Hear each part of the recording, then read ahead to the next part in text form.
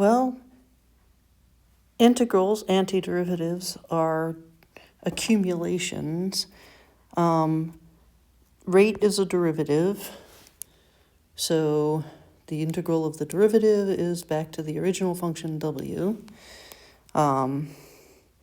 So it's the total amount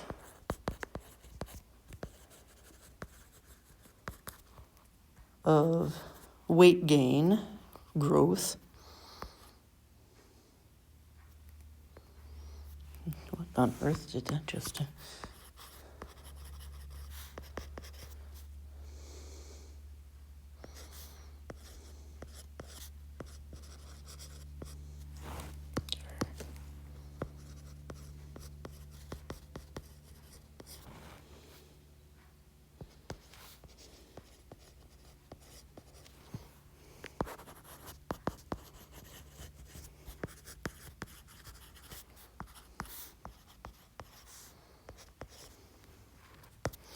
Okay, into 100 plus, don't forget, if there is an initial value, that is the amount at the beginning. So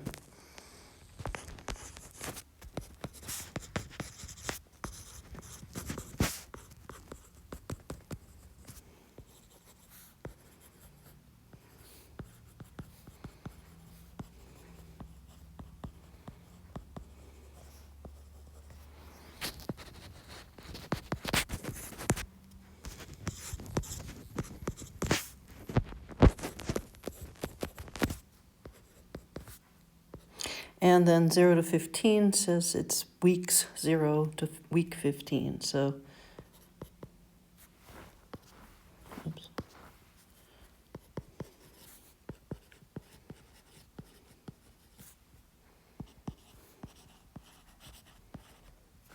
Notice that the derivative is a rate of increase and that the integral is the amount of increase. So.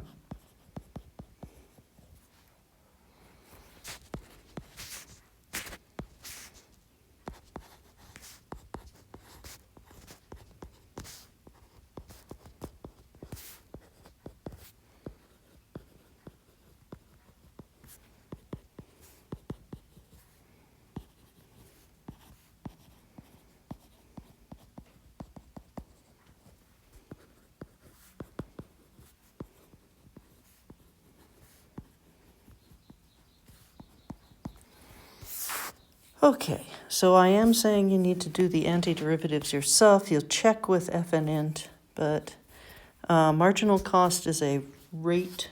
It is a derivative.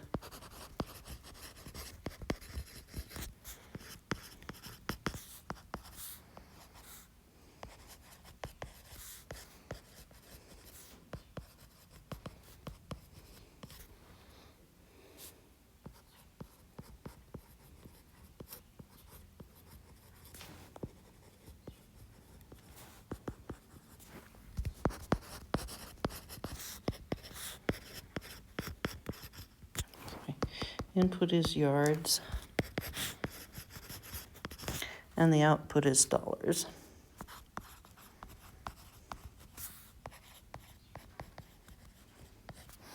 Okay, so if I take the antiderivative from bounds in yards,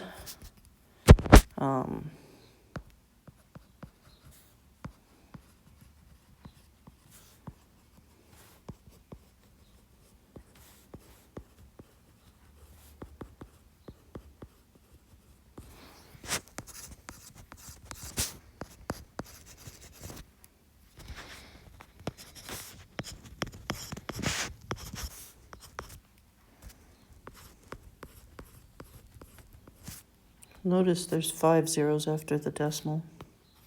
Oops, and a 6.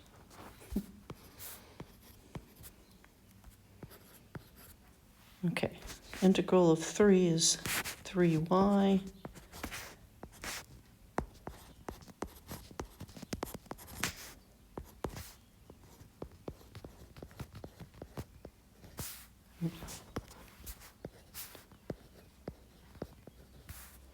Okay, So you're just beginning to learn that you plug in the bounds and subtract to get the net accumulation. So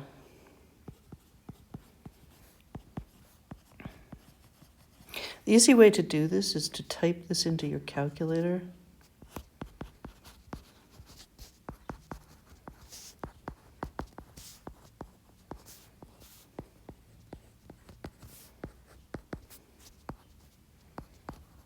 And then you can trace if you make X max bigger than 4,000.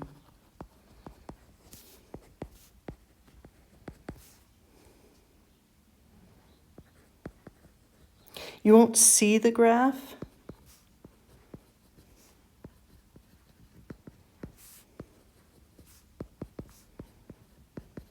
Unless you make Y large, but we don't need to.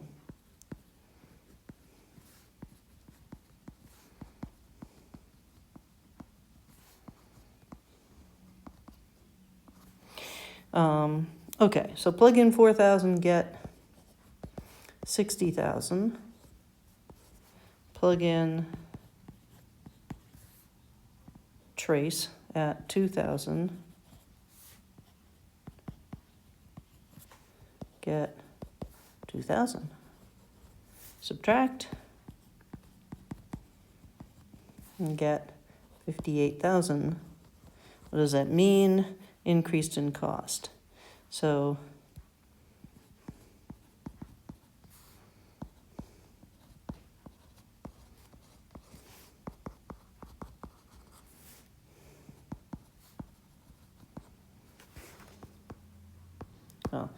okay, check with f and int.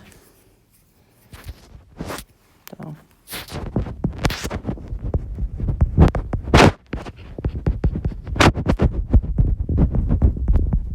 you can use x or y as the variable, it doesn't really matter. All right, I included one of these next ones because you got to remember the derivative of what gives you 1 over q.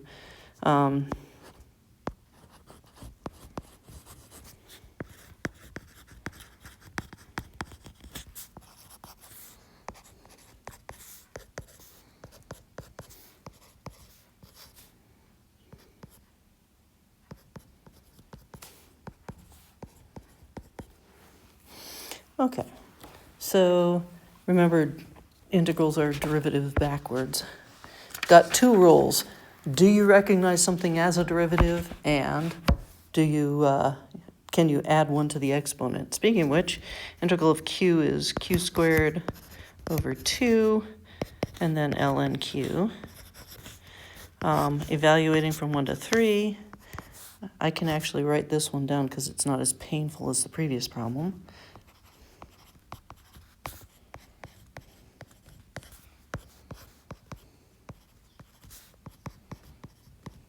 Remember, ln1 is 0.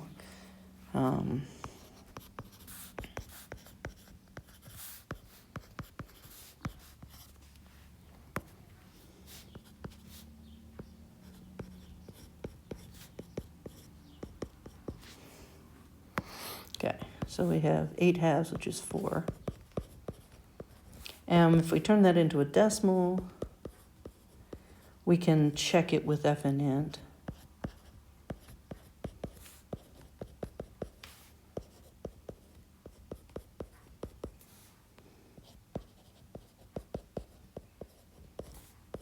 Okay. Backside, more of the same thing. We integrate the rate to get the amount.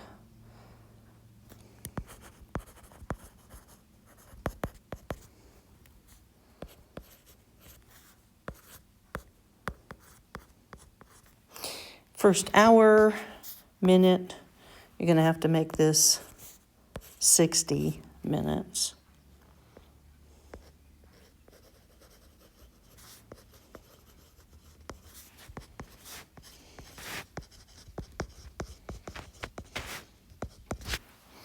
Okay, what's the derivative of e to the thing? E to the thing. What's the antiderivative? E to the thing, unchain rule. So I'll just remind you that the unchain rule says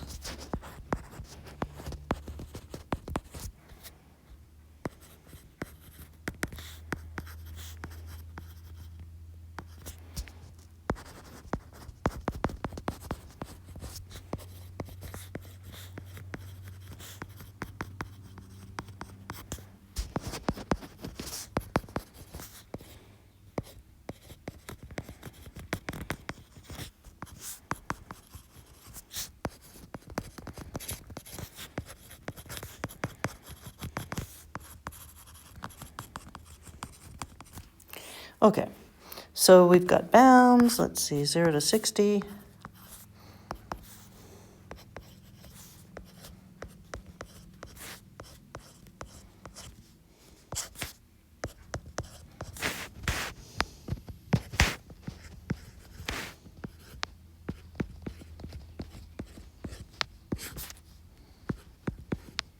Again, graph this.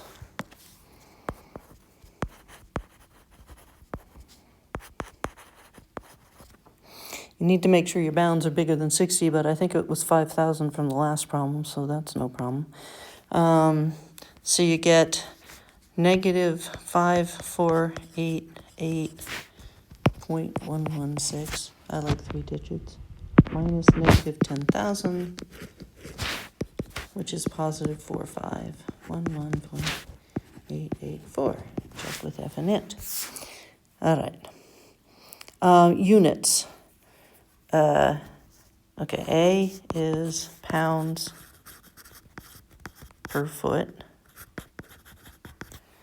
dA dx is dA units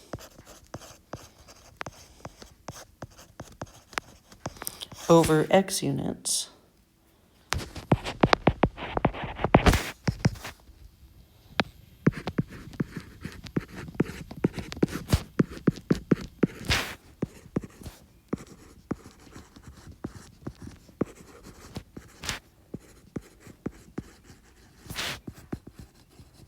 Okay, and the integral is the accumulation. It's going to be back to pounds. So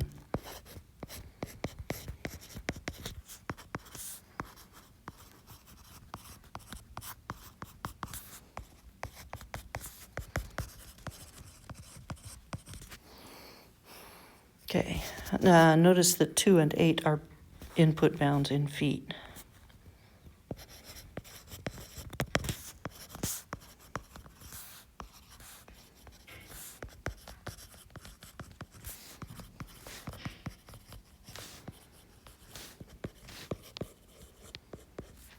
Okay, so just a little note.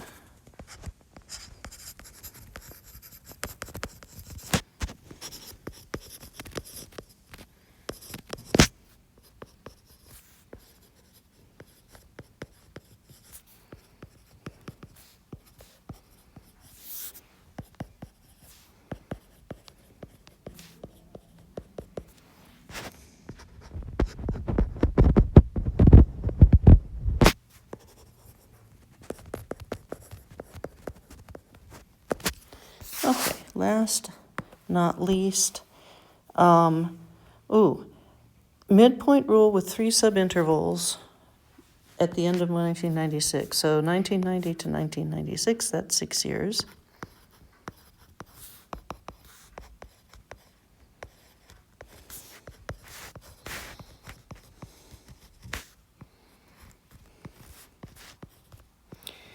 So each year, each width is 2 years.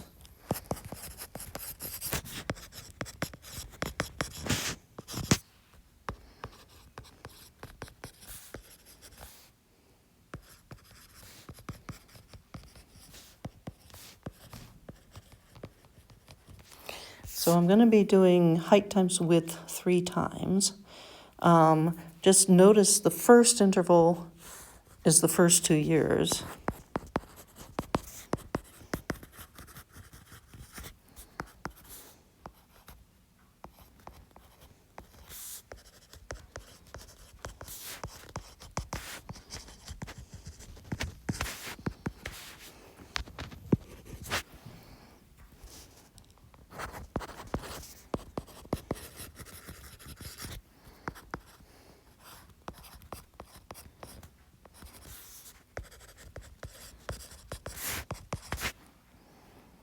Okay, from 2 to 4, the midpoint is at year 3, so the midpoint is 4.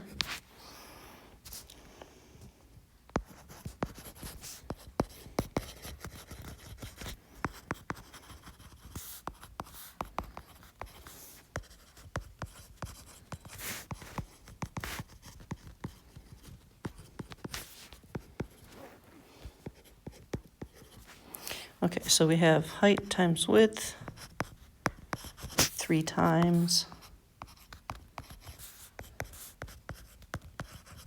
So 3 at 2 years, 4 at 2 years, and 4.8 at 2 years.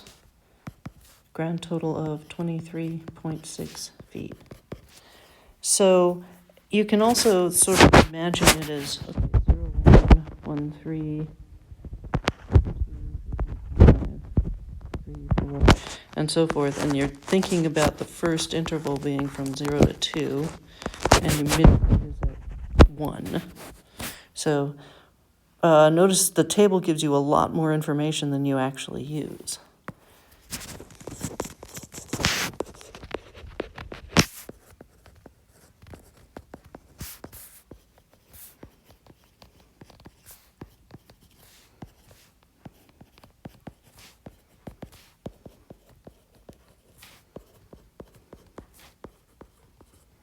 Okay, for right endpoints, for instance, we'd only use 2, 4, and 6. For left-hand endpoints,